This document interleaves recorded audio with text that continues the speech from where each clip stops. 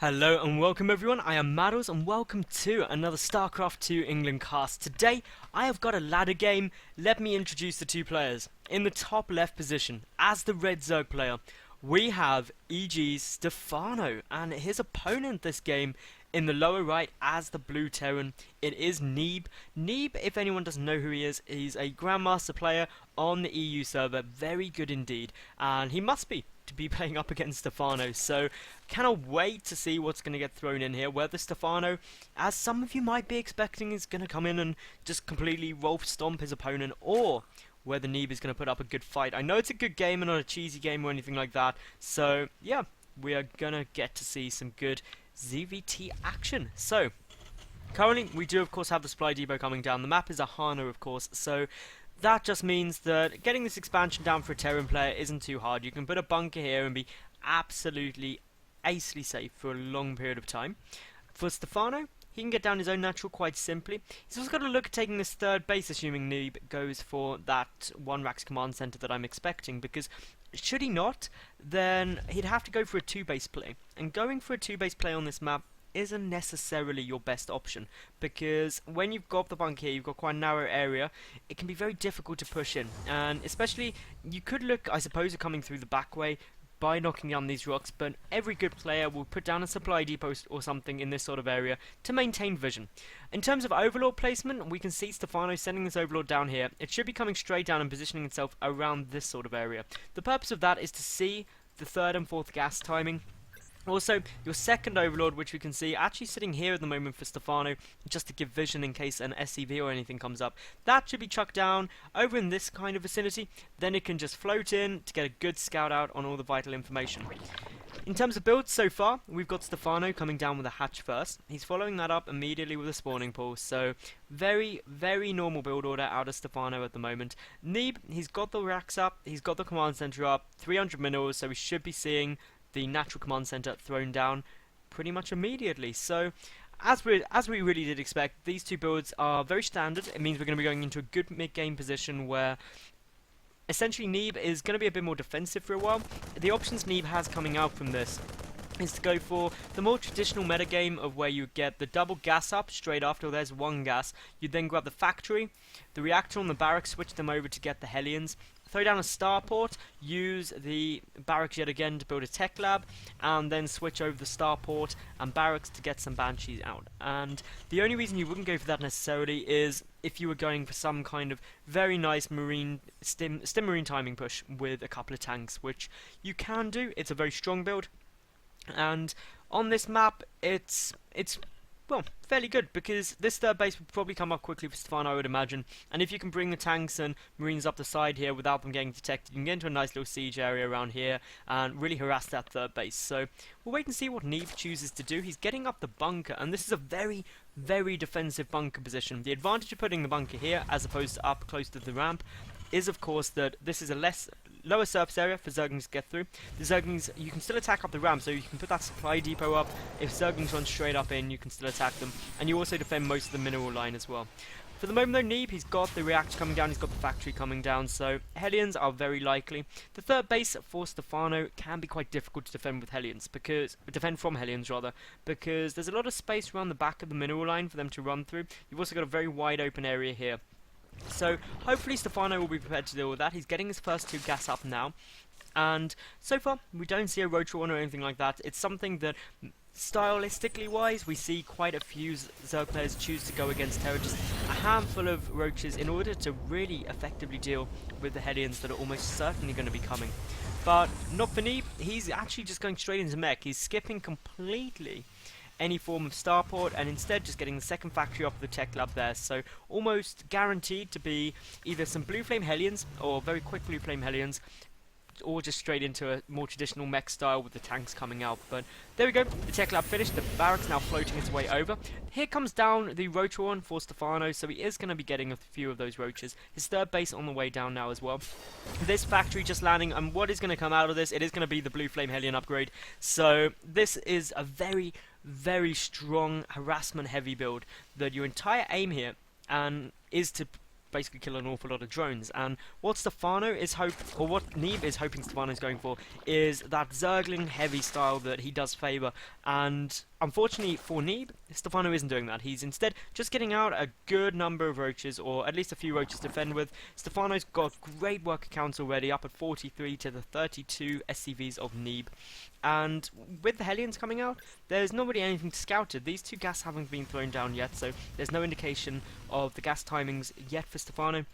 The Overlord moving slightly closer, and as we can see, 4 Hellions already up into the map, and this third base is going to be taking a little bit of harassment, but Stephano not too worried, although he seems to have he does have quite a few lava there, but is not yet getting down any roaches. So, oh no, he does actually have some roaches out, I do apologise for that. So the roaches going to start pushing forward, going to start doing some damage, going to really force back these Hellions, and this is not what Neeb's wanting to see, because he's committed a lot in this push, in getting the Blue Flame Hellions out, and getting a sizable number of the Blue Flame Hellions out. As a result, no matter whether you've got Blue Flame or not, it's not going to make you any better with Hellions against roaches. So that means the Neeb, he's got to try and get in. Stephano has pushed his roaches a long way forward. The Queens are there trying to better deal with these Hellions. Neeb has not yet revealed the Blue Flame is down, so he is moving in, but there goes the Blue Flame reveal. And Stephano is doing a nice job cleaning this up. A couple of drones going down, more Hellions streaming in now as well. The roaches out of position, and suddenly the main base for Stephano could be under a bit of problem. Neeb just stopping for a brief pause, still pushing in. He's getting an awful lot of drone kills here, and Stephano is losing far more than he necessarily would want to be losing. Lots of these drones are still quite lined up, and as we can see, the Hellions do get cleaned up, but a grand total of 17 workers killed there, and that actually puts Neeb ahead in terms of the worker count. He's got his third command center coming up behind this, as well as his third gas. He's getting down the armory, so we'll be starting to get upgrades for this mech force he's going for the moment. More factories coming out, tech labs being powered by that barracks there in order to power the add-ons, and still the Hellions are being produced. This means that Stephano has to be very, very careful indeed. He's already gearing up a lot of units, coming for a bit of counter-aggression, because mech very, very weak in the early stages of the game before they get a good number of siege tanks out. So while these Hellions are going to come in, and will get a couple more drone kills most likely, we do see that Stephano is pulling back to defend this, but he's getting quite a sizable force up. But Neeb is not allowing him to actually come and apply that pressure, and that's what you've got to be doing when you're going mech against Zerg. You've got to be harassing them constantly, forcing them to pull back their units, so that you are able to build up a force that is able to defend any kind of roachling aggression they throw at you. For the moment though, siege mode is finished, and only one tank on the field, so could do with a few more coming out fairly quickly. I believe the second one just popped. There we go. This makes things a lot easier to defend. Stephano's unit count is not that scary anymore. He's there at 32. He's got 8 roaches and 12 zerglings. Not something that's going to be terrifying you as a Terran player right now. However, what will be terrifying Stephano is the fact he's only just caught up again with the worker count. He's lost 26 this game already. And even though he's injecting from 3 hatcheries, and hopefully the third one will inject as well, because that's a few banked up energy there. But of course, infestation pit coming down, and Stephano, he's got to catch up with the drones.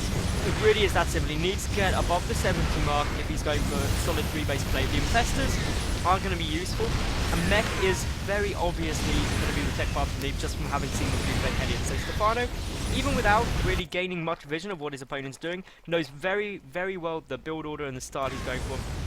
Now generating creep with incredibly good reactions, actually preventing this orbital command coming down, keeping just a couple of roaches there. We'll get maybe an SCV or 2, which would be really nice, but the important thing is that there isn't actually many Marines. There's 1 Marine there right now, and with that, it basically means that the Overlord is going to take an incredible amount of time to go down, especially if that next Marine's picked up as well. That Overlord is nothing can shoot up for Neeb right now, and that means that this creep is going to get fully spread. It means this orbital command won't be able to land for over a minute after the Overlord is taken out and the creep starts to recede, because it just does take that long for it all to get killed. So this is awkward for Neeb. It's delaying his third base so hugely, and it's an absolutely brilliant play by Stephano in doing so. The Thor now on its way over. Maybe the Thor can kill the Overlord, because why not? And, well, Stephano happily getting up his +1 missile attack and +2 carapace. He's got the infestation pit, but interestingly, he hasn't started pathogen glands yet. He's also getting his macro hatch while also taking his 4th base. This is just really teching up. He's still not hit into his real flow of the drone count, instead getting more roaches out, going for drop tech. The reason this drop tech is going to be so strong with roaches is the problem with roaches against mech is siege tanks can be very problematic. They deal so much damage against roaches, that it won't necessarily be a great engagement for you. But if you drop the roaches on top of the siege tanks, well, guess what? They're no longer going to siege them as the roaches are coming in, and as a result, you'll be able to quickly take them all out without taking significant losses. These Hellions are going to get cleaned up the side of the base here, but see the 4th base for Stephano. Good scanning information for Neeb, but Stephano, he's got a power push coming in right now. What Neeb needs is a really nice tank spread. He needs the tank line to be long and wide rather than all clumped up so that the roach drop doesn't do too much damage.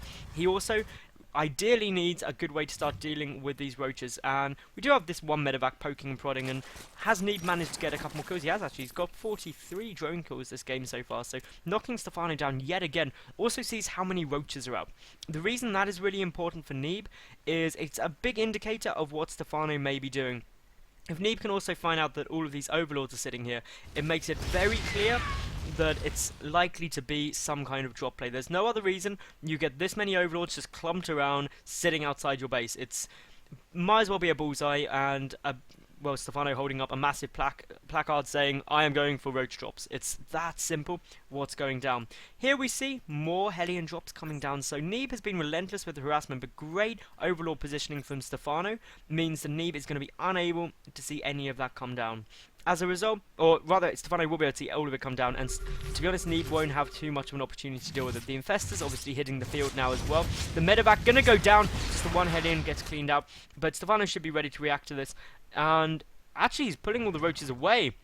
So this is very surprising. Neeb has stopped that medevac though. That's the important thing. He's realised, hang on, this might not be the best move. If we look at Stephano's vision, he can see everything. He knows that this single medevac is coming in with some roaches. This Thor going off on his own, which is never a good move. Go with friends, obviously, Mr. Thor. But as we've got here, more Hellions pushing through, more drones getting killed, and Neeb is doing an absolutely incredible job at the moment of managing to clean up these drones of Stephano. 59, nearly 60 workers killed. Did he actually get the 60th? Yeah, 62 drones killed this game by Neeb, who's currently sitting at 80 SCVs to the 53 drones of Stephano. Neeb, of course, powering up his army. He's up to 180 supplies, equaling Stephano on supply. The army supply will be slightly lower though, of course, just due to such a high drone lead, but to be honest, this is a very, very scary force. It's 2-1 upgrades for Mech, and if I can find a roach, 2-2 upgrades for Stephano. So slight upgrade advantage there for Stephano, but a 200 Mech force is very, very strong, and as a result, you've got to be exceptionally careful when you go in to engage it. But as you see here, a money scan sees all the overlords.